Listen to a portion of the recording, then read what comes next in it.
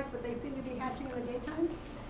The pictures that I showed you were one of the rare early morning emergences, and we do get that happening. The turtles cue in on a drop in temperature. So if there is, say, a rainstorm, that might cue them to emerge from their nests at an odd time, but it's typically after dark.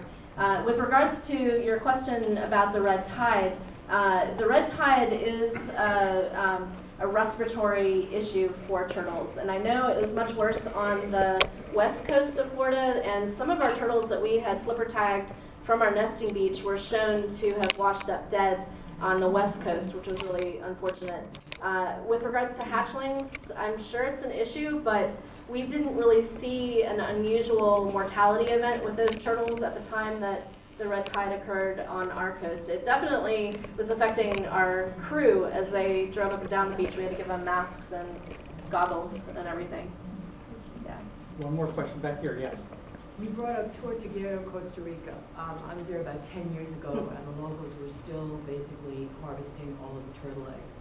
Has any progress been made with the locals to not do that? I am not familiar with Tortuguero and the poaching issues there, but I do know that it is a persistent problem in some areas. It kind of varies based on where you are, at least in the U.S. We do have fairly strong protections in place and enforcement.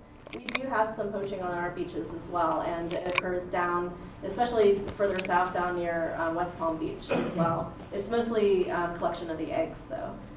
In other places I've worked in, some places in Panama, there have been issues with regards to poaching of the females as well as taking of the eggs.